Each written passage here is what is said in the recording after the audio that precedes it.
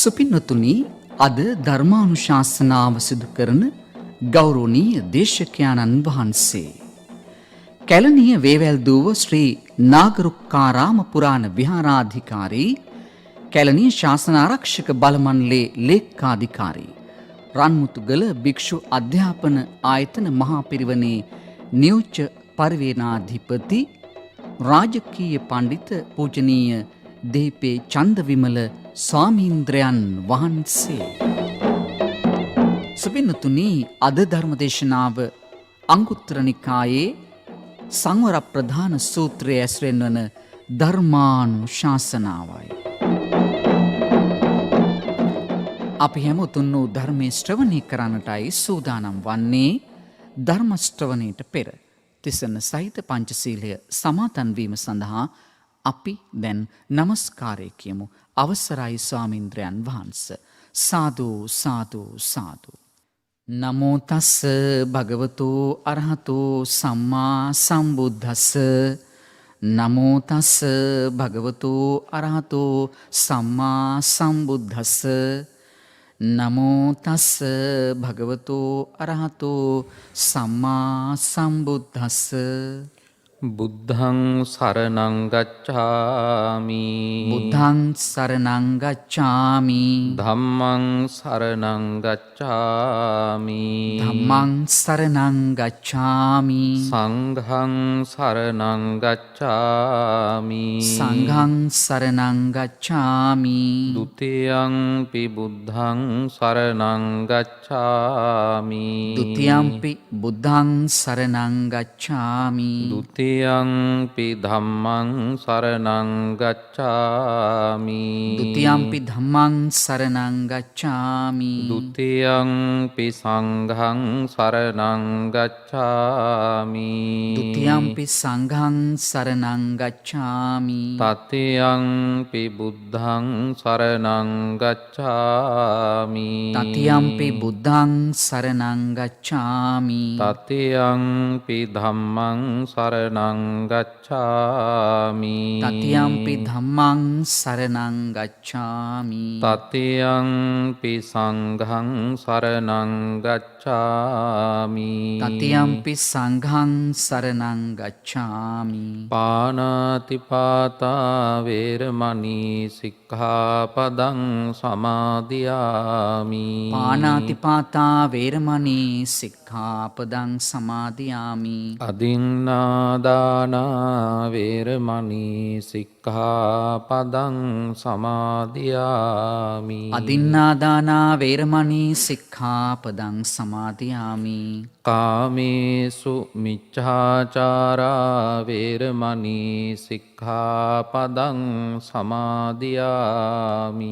කාමේසු මිච්ඡාචාරා වේරමණී සික්ඛාපදං සමාදියාමි. මුසාවාදා වේරමණී සික්ඛාපදං සමාදියාමි. මුසාවාදා වේරමණී සික්ඛාපදං සමාදියාමි. සුරාමේරය මජ්ජපමා දට්ඨානා වේරමණී සික්ඛාපදං සමාදියාමි. සුරාමේරේ මජ්ජපමා දට්ඨානා වේරමණී සික්ඛාපදං සමාදියාමි. සාදු සාදු සාදු. සමන්ත චක්කවාලේසු අත්‍රා ගච්ඡන්තු දේවතා සද්ධම්මං මුනි රාජස්ස සුනන්තු සග්ග මොක්ඛදං ධම්ම ශ්‍රවණ කාලෝ අයං භදන්තා.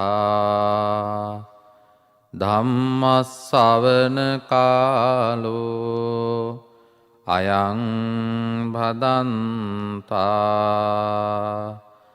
ධම්ම ශ්‍රවණ කාලෝ අයං භදන්තා. සාදු සාදු සාදු. නමෝ තස්ස භගවතෝ අරහතෝ සම්මා සංබුද්ධස්ස නමෝ තස්ස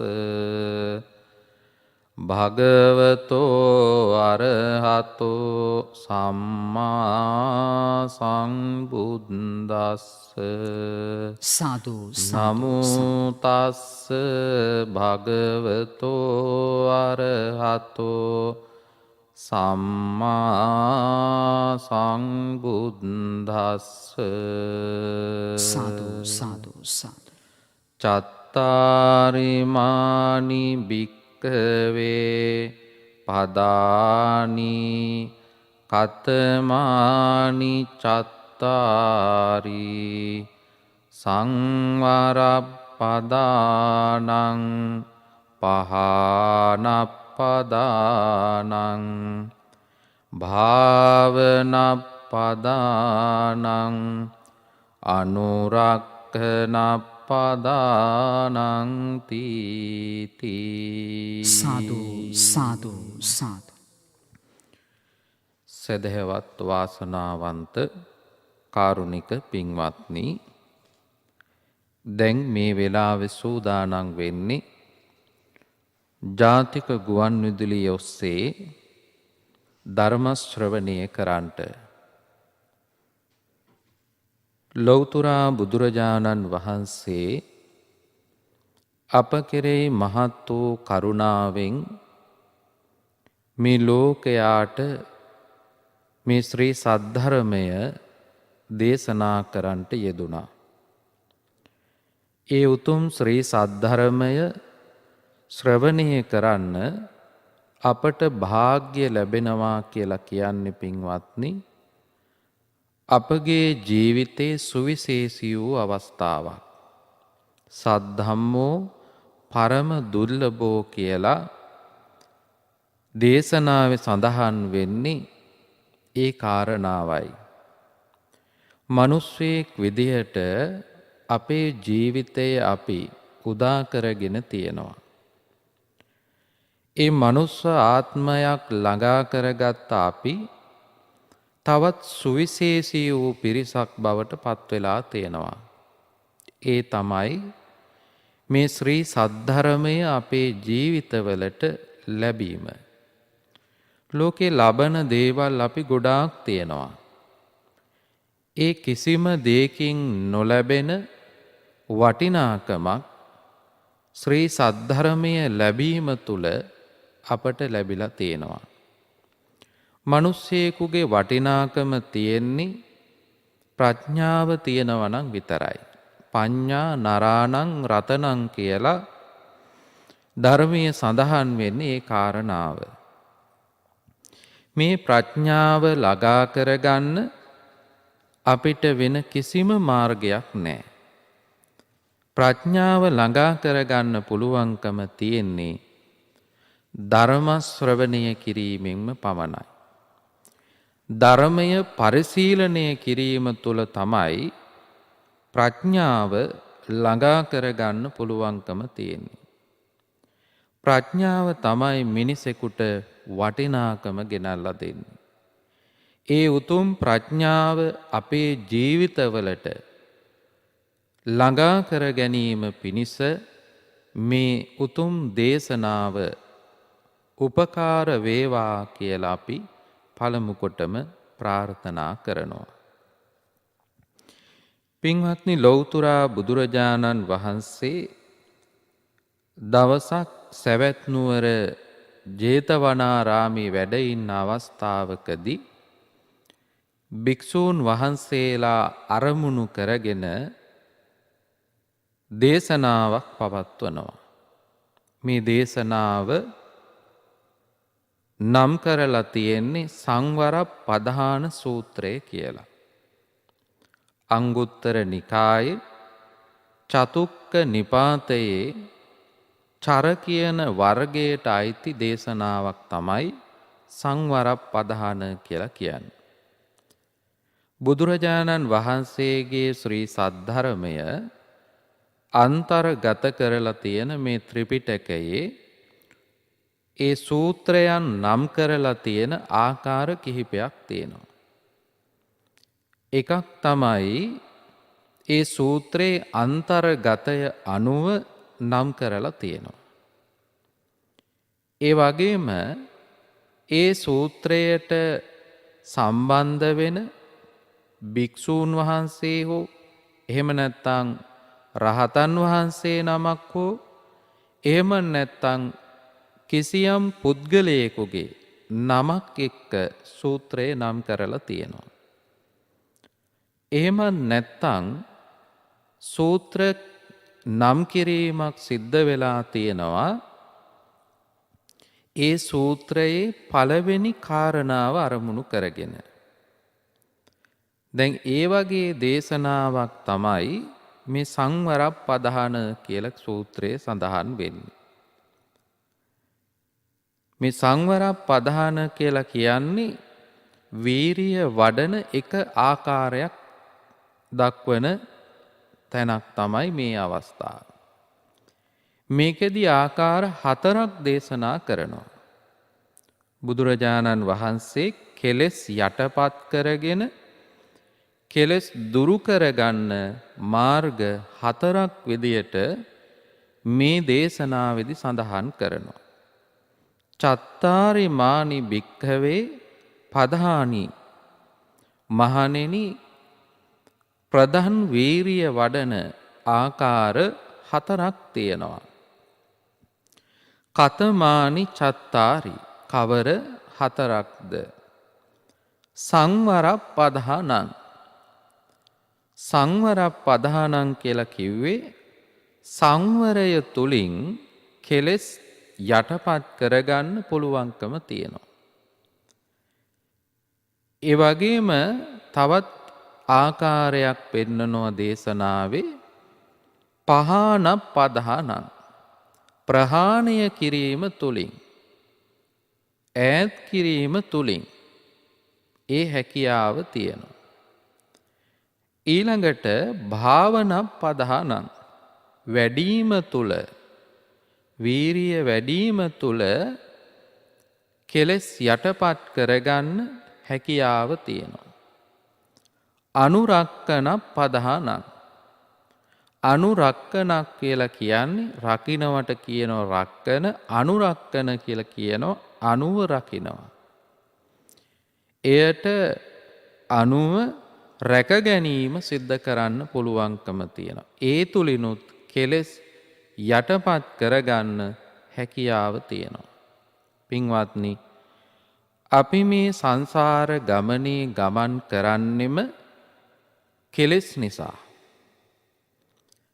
මේ කෙලෙස් නොඑක් ආකාරයෙන් ධර්මයේ පෙන්눔 කරලා තියෙනවා.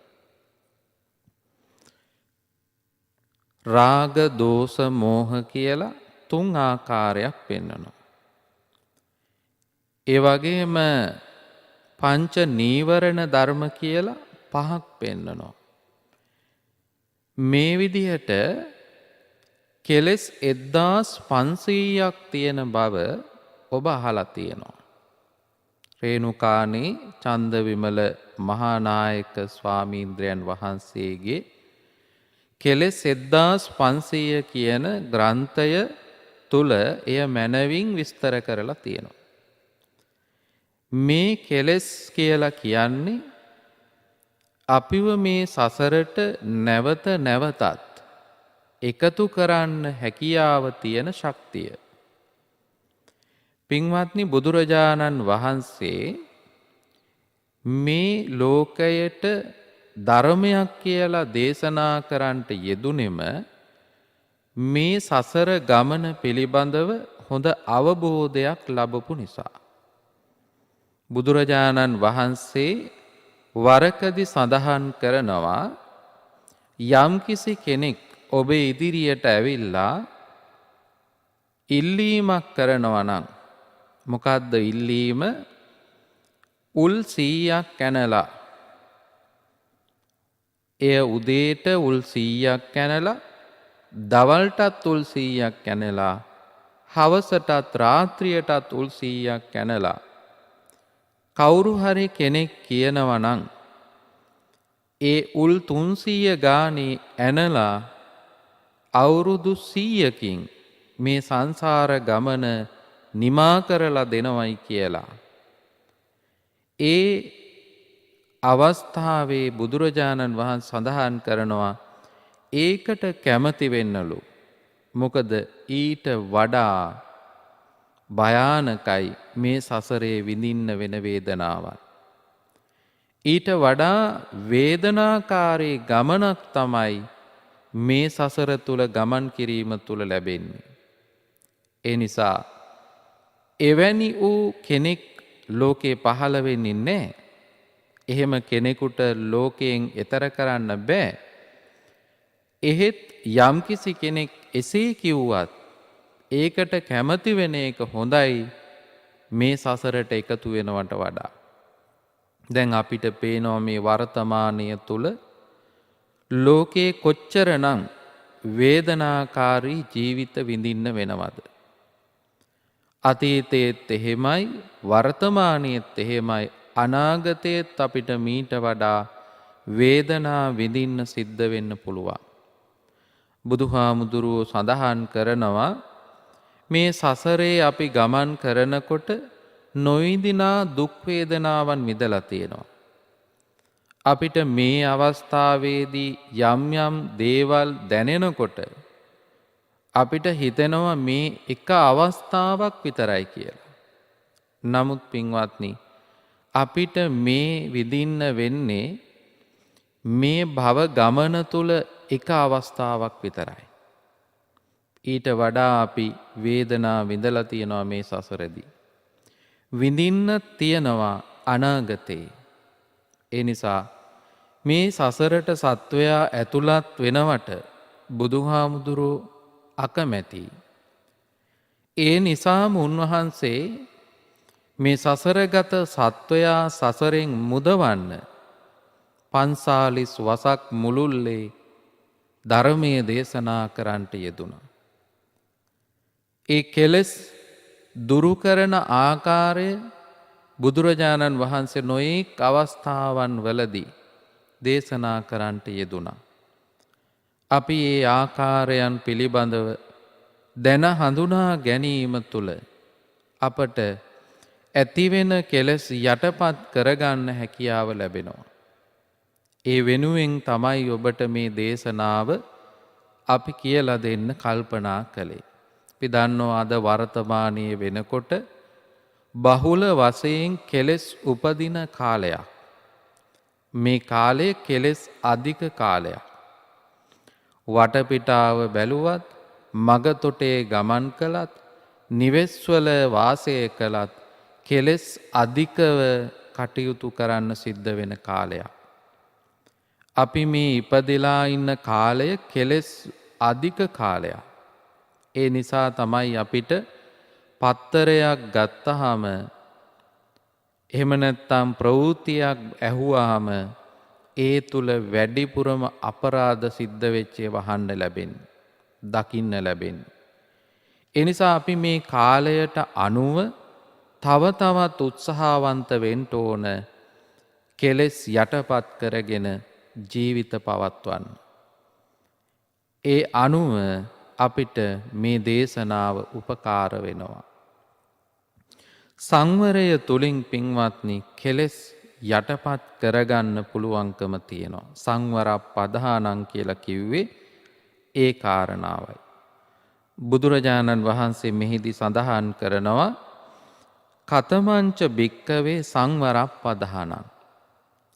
ඉද භික්කවේ භික්ඛු චක්කුණා රූපං දිස්වාන න නිමිත්තක් ගාහි හෝති නානු ව්‍යංජනක් ගාහි හෝති යත්තාදිකරණ මේතං චක්කු ඉන්ද්‍රියං අසංඋතං විහරන්තා අවිජ්ජා දෝමනස්සා පාපකා අකුසලා ධම්මා අනුවාස දෙයුං තස්ස සංවරාය පටිපජ්ජති රක්කති චක්කු ඉන්ද්‍රියං චක්කු ඉන්ද්‍රියේ සංවරං ආපජ්ජති. බුදුරජාණන් වහන්සේ සඳහන් කරනවා මහණෙනි සංවර පදහානය කියලා කියන්නේ මොකද්ද? මේ සංවර පධානය කියලා කියන්නේ යම්කිසි කෙනෙක් මේ ඉන්ද්‍රිය සංවරයට පත් කර ගන්නවා නම් ඉන්ද්‍රිය පහක් තියෙනවා ඇස කන නාසය දිව ශරීරය කියලා. මේ ඉන්ද්‍රියන් පංචකය අපිට ඕන විදිහට මෙහෙව ගන්න පුළුවන්කම තියෙනවා. අපි කැමති අයහපත් විදිහට මෙහෙවන්න නම් එයටත් හැකියාව තියෙනවා. අපි කැමති යහපත් විදිහට මෙහෙවන්න නම් එයටත් මේ හැකියාව තියෙනවා. මේ ඉන්ද්‍රිය සංවරය කියලා කියන්නේ ඉන්ද්‍රිය සංවරයට පත්වෙනවා කියලා කියන්නේ ඒ තුලම පින්වත්නි අපි අකුසලයට ගමන් කරන මාර්ගය අඩාල කරනවා. ඉන්ද්‍රිය සංවරය තුලින්. දැන් ඉන්ද්‍රිය සංවරය ඇති කරගන්න ආකාරය තමයි අපි අවබෝධ කරගන්න ඕන. ඇස ගත්තොත් පින්වත්නි මේ ඇසේ කොතනකවත් අපිට දකින්න ලැබෙන්නේ ඒ ඇසින් දකින රූපය තුල ලස්සනයි එහෙම නැත්නම් අවලස්සනයි කියලා මේ ඉන්ද්‍රිය තුල සටහන් වෙලා නැහැ. මේ ඉන්ද්‍රිය තුල කැමැති අකමැති කියලා සටහන් වෙලත් නැහැ. මේ ඉන්ද්‍රිය තුල තියෙන්නේ පෙනීම විතරයි. අපි ඒ ඉන්ද්‍රිය කැමැති අකමැති කියලා බෙදා දක්වලා තියෙනවා. ඒ විතරක් නෙවෙයි කැමැති අකමැති අතර තියෙන තත්වයකුත් තියෙනවා. ඒ තත්වය තමයි උපේක්ෂාව කියලා කියන්නේ. දැන් කැමැති නම් අපිට මොකද වෙන්නේ? ඒ කැමැත්ත තුල අපි ඇලෙනවා. කැමැත්තට අපි ඇලෙනවා අකමැත්තට අපි ගැටෙනවා. කැමැත්තත් එක්ක අපිට රාගය නැත්නම් ලෝභය එකතු වෙනවා. අකමැත්තත් එක්ක අපිට ද්වේෂය එකතු වෙනවා. තරහව එකතු වෙනවා. අමනාපය එකතු වෙනවා. උපේක්ෂාව තුල මෝහය එකතු වෙනවා. මේ තුලින් ඇස නිසා අපි රාග, දෝෂ, මෝහ උපදවාගෙන තියෙනවා. ඒ නිසා ඇස නිසා අපි මේ කෙලෙස් එකතු කරගෙන සසර ගමන නිර්මාණය කරගෙන තියෙනවා. පින්වත්නි මේ ඇසට බුදුරජාණන් වහන්සේ පෙන්වනවා ඇසට ආරක්ෂාවක් ඕන. ඒ ඇසට ආරක්ෂාව තමයි සිහිය කියලා කියන්නේ. කනට ආරක්ෂාව සිහිය. මේ ඉන්ද්‍රියන් පංචකයටම ආරක්ෂාව පවතින්නේ සිහිය තුල. නැත්නම් අනාරක්ෂිත තත්වයක තමයි මේ ඉන්ද්‍රියන් පංචකයම තිබෙන්නේ. ඒ අනාරක්ෂිත බව නිසාම සසර ගමන නිර්මාණය කරගන්න ගොඩනගා ගන්න හේතු වෙන කෙලෙස් උපදවා ගන්න හැකියාව තියෙනවා. ඒ කෙලෙස් උපදීමේ හැකියාව පවතිනවා ඒ తත්වය මත. ඉන්ද්‍රිය සංවර කරගන්නකොට ඒ తත්වය මගහැරිලා යනවා. බුදුරජාණන් වහන්සේ පෙන්වනවා අපි ඇසින් රූපයක් දකිනකොට එය ලස්සනයි අකමැති එහෙම නැත්නම් ඒ මැදහත් කියලා දකිනවට එහා ගිහිල්ලා ඒ නිමිති වශයෙන් ගැනීම නොකර යුතු එකක්. න නිමිත්තක් ගායි හෝති නානු ව්‍යංජනක් ගායි හෝති. ලෝකයේ රූපය දකින හැම අවස්ථාවකම එක්ක ලස්සනයි එක්ක අවලස්සනයි කියලා තමයි දකින්නේ. එතනින් එහාට අපි අරමුණු වශයෙන් නිමිති වශයෙන් එය පවත්වන්න උත්සාහ කරනවා. මගේ කරගන්න උත්සාහ කරනවා. එය තුල බැඳෙන්න උත්සාහ කරනවා. අන්න ඒ ස්වභාවය නවත්තන්න ඕන. ඒ නිසා තමයි නානු ව්‍යංජනක් ගායි හෝති කියලා කිව්වේ. අනුව්‍යංජන වශයෙන් මෙය හඳුනා ගැනීම නවත්තන්නට ඕන. පින්වත්නි බලන්න සමහරක් වෙලාවට ඔබේ දිව රසය හඳුනාගෙන තියෙන විදිහ. ඇතැම් වෙලාවට ඔබ බත්පිඟාන රහ බලමින් ඉන්නවා. කෑම ටික කනකොට බත්පිඟාන රහ බලනවා. ඒ රහ බැලුවට ඔබ මේ වෙලාවේ කන බත් ටිකේ රහ නෙවෙයි ඔබට දැනෙන්නේ.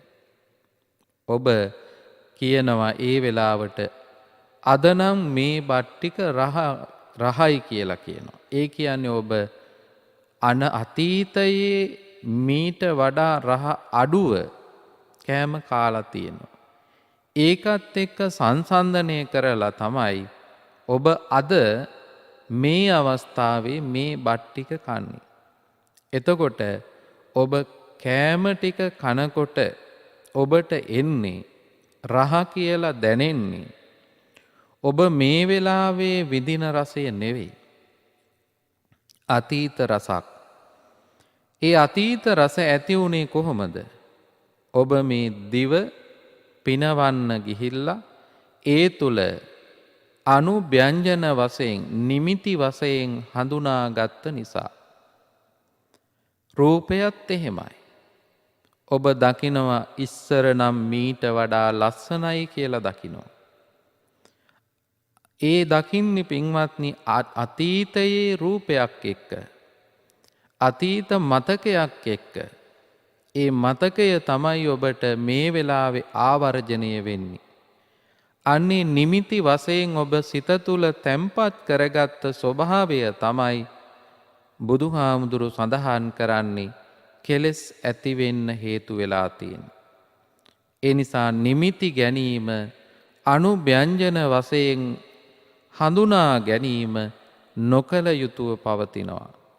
එසේ කරනකොට තමයි මේ ඇස සංවරයට පත්වෙන්නේ. මේ ඇස සංවරයට පත් වුණාට පසුව කෙලෙස් ඇති වෙන්නේ නැහැ. මේ වගේම තමයි කන නාසය දිව ශරීරය කියන මේ පංච ඉන්ද්‍රියම්ම අපි සංවර කර ගැනීම තුල කෙලෙස් ඉපදීමේ අවකාශය නැති වෙලා යනවා. එහෙමයි කියලා අපේ ජීවිතවලට කිසිම අඩුපාඩුවක් දැනෙන්නේ නැහැ. දැන් බලන්න ඔබ පොහොය දවසට සිල් සමාදන් වෙනවා. සිල් සමාදන් වෙච්ච දවසට ඔබ ආහාරය ගන්නේ ප්‍රතිවේක්ෂා කරමි. මේ ආහාරයේ අවශ්‍යතාවය හඳුනාගෙන රසය පිණිස නෙවෙයි, ශක්තිය පිණිස නෙවෙයි, ලස්සන වෙන්න නෙවෙයි, වෙනත් අවශ්‍යතාවයක් උදෙසා නෙවෙයි. ඔබ ආහාරය ගන්නේ ජීවය පවත්වා ගැනීම පමණක්ම අරමුණු කරගෙන. ඒ තුල පින්වත්නි එදා දවසේ ඔබට ඒ ආහාරය ලබා ගැනීමත් එක්ක මොනතරම් සුවයක් තියෙනවද? මොනතරම් පහසුවක් ජීවිතයට ලැබිලා තියෙනවද? එහෙනම් අපිට මේ නිමිති වශයෙන් ගන්න ගිහිල්ලා එය තමයි අපිට අපහසුව බවට පත් වෙලා තියෙන්නේ. මේ කාරණා බුදුහාමුදුරුවෝ භාර සූත්‍රයේදී සඳහන් කරනවා. බරක් විදියට මේ කෙලෙස් බුදුහාමුදුරුවෝ පෙන්නනවා.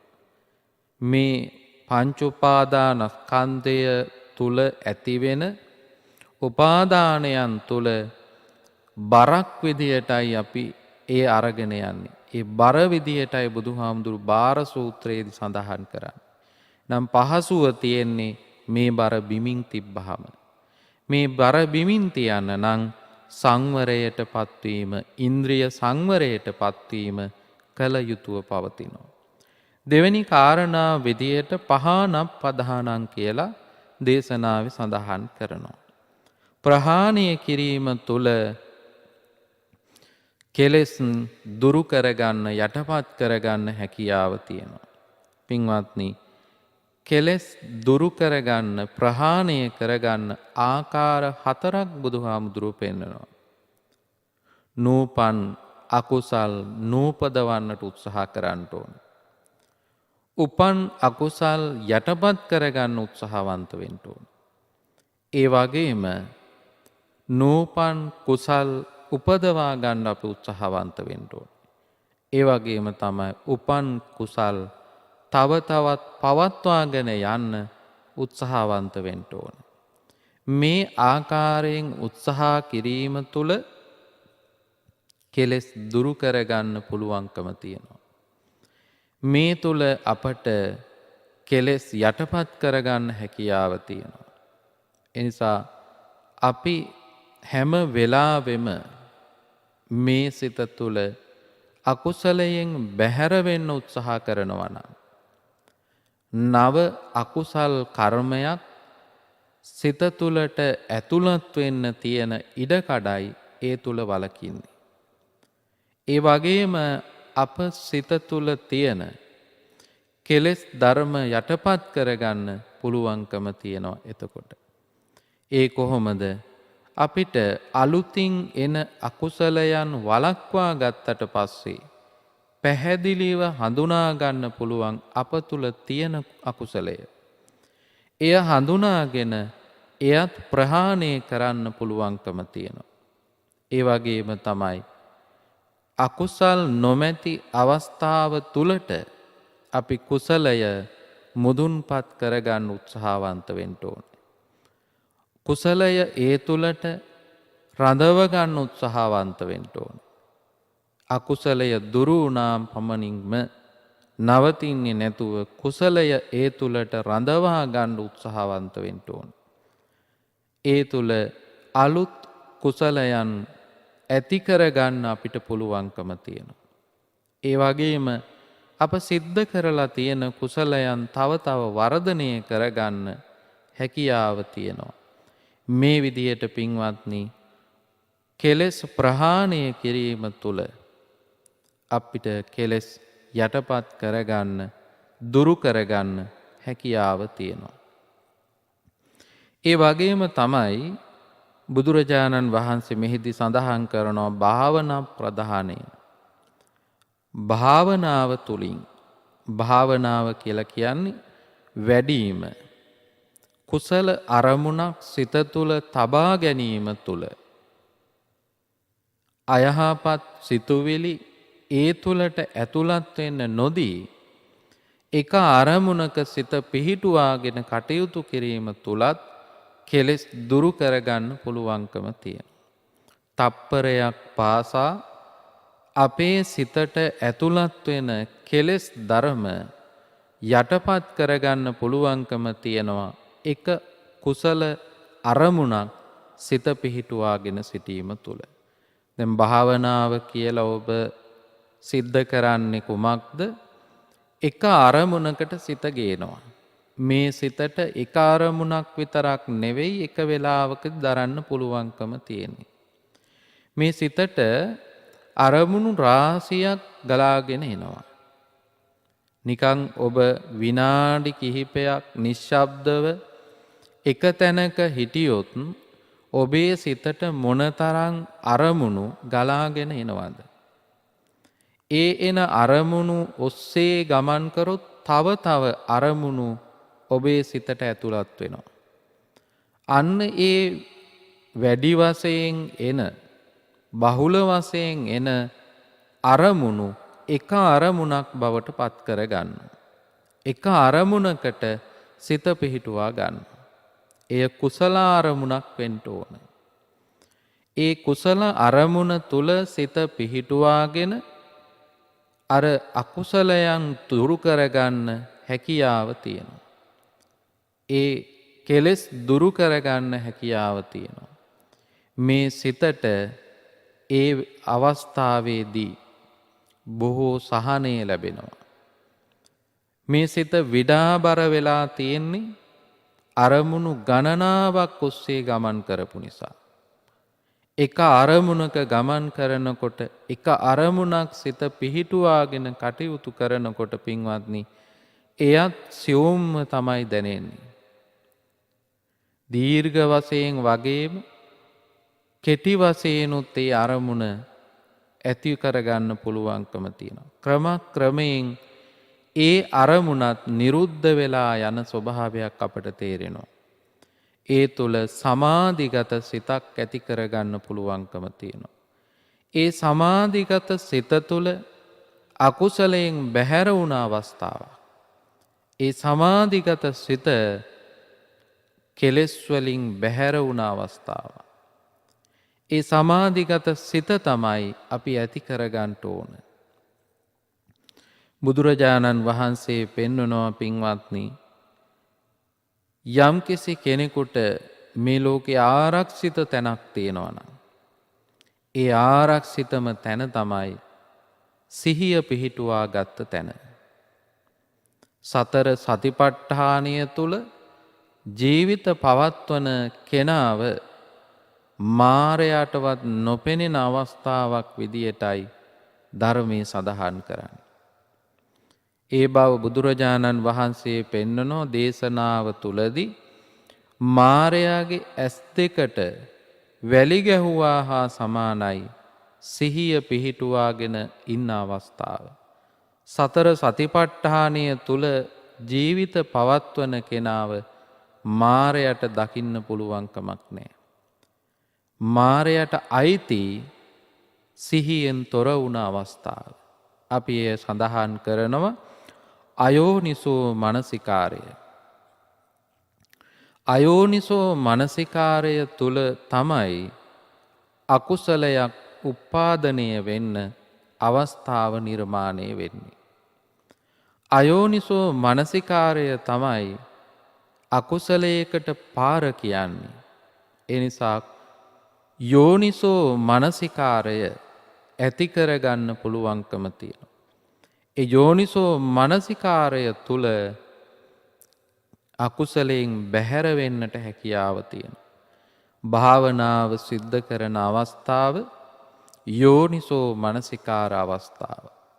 සිත එක අරමුණක පිහිටලා ඉන්න අවස්ථාව. ඔබේ හුස්ම පොද හෝ එහෙම නැත්නම් ඔබ වෙන යම් අරමුණකට දැන් භාවනාවට අරමුණු වශයෙන් සඳහන් කරනවා කසින භාවනාව තියෙනවා. ඒ කසින අරමුණකට යොමු කරගන්න පුළුවන්. ඒ වගේම අට්ටික සංඥාව, ඒ වගේම අනිත්‍ය සංඥාව, මේ වගේ සංඥාවක් සිත තුළ අරමුණ හැටියට තබාගෙන කටයුතු කිරීම තුළ සිත සංවර කරගන්න පුළුවන්. ඒ වගේම ඒ තුළ කෙලෙස් දුරු කරගන්න පුළුවන්කම තියෙනවා. බුදුරජාණන් වහන්සේ මේ දේශනාවේදී අවසාන කාරණා විදිහට පැහැදිලි කරනවා අනුරක්කන පදහාන. පින්වත්නි, මේ ඇති කරගත්තා වූ සමාධිගත සිත තව තවත් පවත්වාගෙන යෑම පිණිස ඔබ කටයුතු කරන්න ඕන. සමාධිගත සිතක් කියලා කියන්නේ සිතේ කල්යාණ වූ අවස්ථාව. කල්යාණ මිත්‍රත්වය ඇති කරන අවස්ථාව. ඒ කල්යාණ මිත්‍රත්වයෙන් තමයි සිත සමාධිගත අවස්ථාව. එය පවත්වාගෙන යන්න අපි උත්සාහවන්ත වෙන්න ඕනි. සමාධි නිමිත්ත අපි පවත්වාගෙන යන්න කාලයක් පවත්වාගෙන යන්න උත්සාහ කරන්න ඕන. දැන් ඔබට පුළුවන් ගෙදර වැඩපළ කරනකොට පවා ඒ සිත සමාධිගතව ඇති කරගෙන ඒ වැඩපළ සිද්ධ කරගන්න. දැන් අපි මුලින් කතා කරා සංවරය පිළිබඳව. සංවරය කියලා වෙන විදියකින් කියනවා නම් පින්වත්නි සීලය. කය වචන දෙකේ සංවර භාවය සීලය. ඒ සීලය තුල ඉන්න කෙනාට සමාධිගත සිතක් ඇති කරගන්න පුළුවන්. සීල සමාධි කියන ඊළඟ අවස්ථාවට යොමු වෙන්න පුළුවන්කම තියෙනවා. සමාධිගත සිත දීර්ඝ වශයෙන් පවත්වනකොට ඒ තුල තමයි ප්‍රඥාව වර්ධනය වෙන්නේ. ඒ තුල තමයි අවබෝධය ඇති වෙන්නේ. ඒ අවබෝධයත් ඇති කරගන්න හැකියාව තියෙනවා. පින්වත්නි, මේ විදිහට අපිට කෙලෙස් යටපත් කරගන්න, දුරු කරගන්න හැකියාව තියෙනවා. ධර්මයේ සඳහන් වෙනවා කෙලෙස් දුරු කරන ආකාර 3ක් පිළිබඳව.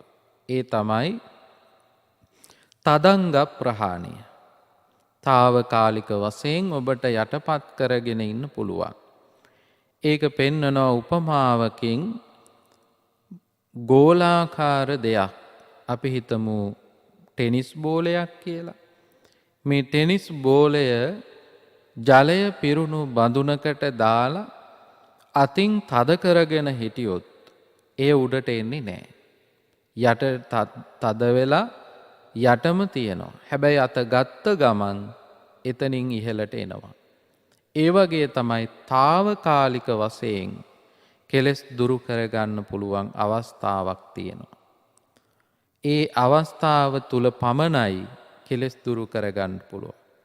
එයින් පටන් ගන්න ඕන අපි කෙලෙස් දුරු කරන්න. ඊළඟට දෙවෙනි අවස්ථාව තමයි යම්කිසි කාලයකට එය විස්කම්බන ප්‍රහාණය කියලා සඳහන් කරනවා. යම්කිසි කාලයකට කෙලෙස් දුරු කරගන්න පුළුවන්. ඔබ හිතන්න දවසේ පැයක් දෙකක් කියලා. එහෙම නැත්නම් දවසක් දෙකක් කියලා. එහෙම නැත්නම් ඔබට පුළුවන් නම් සතියක් මේක දික් කරගන්න පුළුවන් නම් පින්වත්නි ඒ තුල අපට ලැබෙන සැනසීම ඔබටම විඳින්න පුළුවන්කම තියෙනවා. ඒ කාලයකට කෙලෙස් දුරු කරන ආකාරය. ඒ තුල ඔබට ඒ සුවය විඳ ගන්න පුළුවන්කම තියෙනවා. ඒ වගේම තමයි සම්පූර්ණ වශයෙන් කෙලෙස් දුරු කරගන්න පුළුවන් අවස්ථාවක් තියෙනවා. ඒ කොහොමද? සමුච්ඡේදක ප්‍රහාණය. සමුච්ඡේදක කියලා කියන්නේ ඉතිරි නැතිව දුරු කරනවා කියන එකයි. එය පින්වත්නි මේ පෘතජ්ජන භූමියේ ඉන්න අපට කරන්න පුළුවන් කමක් නැහැ. පෘතජ්ජන භූමියෙන් මිදලා සෝවාන් සකදාගාමි අනාගාමි තලයට යනකම්ම කරන්න පුළුවන් කමක් නැහැ. රහතන් වහන්සේලාට පමණයි සමුච්ඡේදක ප්‍රහාණය සිද්ධ කරගන්න පුළුවන්. අනාගාමී තලයට පත්ුණයින් පසුව ඊළඟ රහත් භාවයට පත්වෙනවා කියලා කියන්නේ කෙලෙස් සියල්ල නැති කරලා දානවා කියන එකයි. කෙලෙස් නැති කරලා දාපු නිසා රහතන් වහන්සේලා නැවත ආගමනයක් සිද්ධ වෙන්නේ නැහැ. නැවත උප්පත්තියක් සිද්ධ වෙන්නේ නැහැ. රහතන් වහන්සේලා වගේම පසේ බුදුරජාණන් වහන්සේලාත් ඒ වගේම සම්මා සම්බුදුරජාණන් වහන්සේලාටත් නැවත නැවත කෙලෙස් එකතු වෙමින් මේ සසරට ගමන් කිරීමක් සිද්ධ වෙන්නේ නැහැ. නිසා අපි කවුරුත් මේ කෙලෙස් දුරු කරන මාර්ගයේ අවසාන පියවර එක්කෝ රහතන් වහන්සේ නමක් බවට පත්විය යුතුයි. ඒ වගේම පසේ බුදුරජාණන් වහන්සේ නමක් බවට පත්විය යුතුයි. සම්මා සම්බුදුරජාණන් වහන්සේ නමක් බවට පත්විය යුතුයි. මේ තුන්තරා බෝධියකින් එක්තරා බෝධියකට පැමිණීම තුලින් තමයි කෙලෙස් සම්පූර්ණ වශයෙන් දුරු කරලා දාලා මේ සංසාර ගමනින් එතර වෙන්නට පුළුවන්කම තියෙන්නේ. ඒ වෙනුවෙන් අපි උත්සාහවන්ත වෙන්න ඕන. මේ ලැබූ මනුස්ස ආත්මය තුල ඒ වෙනුවෙන් කාලය යොදවන්න, ඒ වෙනුවෙන් අවස්ථාව යොදා ගන්න අපි උත්සාහවන්ත වෙන්න ඕන. අපිට ලැබුණු මේ මනුස්ස ආත්මය බොහොම අමාරුවෙන් ලබාගත් මනුස්ස ආත්මයක්. මේ ලබාගත් මනුස්ස ආත්මය තුල ප්‍රයෝජනයක් ඇති කරගන්න පුළුවන්කම තියෙන්නේ මේ සංසාර ගමන කෙටි කරගන්න, මේ උපයෝගී කර ගැනීමත් එක්ක. ඒ නිසා මිනිස්සු විදිහට අපට ඊළඟ පියවර විදිහට තබන්න පුළුවන්කම තියෙන්නේ මේ සසර ගමන කෙටි කරගන්න මාර්ගයට ප්‍රවිෂ්ඨ වෙන්න. ඒ වෙනුවෙන් තමයි බුදුරජාණන් වහන්සේ අපට අනුකම්පාවෙන් ධර්මයේ දේශනා කළේ. මේ ධර්ම මාර්ගය තුල පින්වත්නි සීල සමාධි ප්‍රඥා කියන ගුණධර්ම වර්ධනය කර ගැනීම තුල එය වර්ධනය කිරීමේ ප්‍රතිඵලයක් විදියට මේ සංසාර ගමනින් කවදා හෝ දවසක එතර වෙන්නට අපිට වාසනාව භාග්‍ය තියෙනවා. ඒ වාසනාව භාග්‍ය ඔබ සැමටම ලැබේවා කියලා අපි ප්‍රාර්ථනා කරනවා. අද මේ දේශනාව තුළින් ඔබට මේ කෙලෙස් දුරු කරන ආකාර 4 ඔබ ඉගෙන ගත්තා. තව තවත් එය ඔබේ ජීවිතයේ ප්‍රගුණ කරගත්තොත් ඔබට මෙලොව වශයෙන් සැනසෙන්න පුළුවන්කම තියෙනවා. පරලොව වශයෙන් සැනසෙල්ල උදා කරගන්න පුළුවන්කම තියෙනවා. දෙලොව සැනසීම කෙලවර නිවන් සුවය පිණිසම මෙය හේතු වාසනා වේවා කියලා අපි ප්‍රාර්ථනා කරනවා.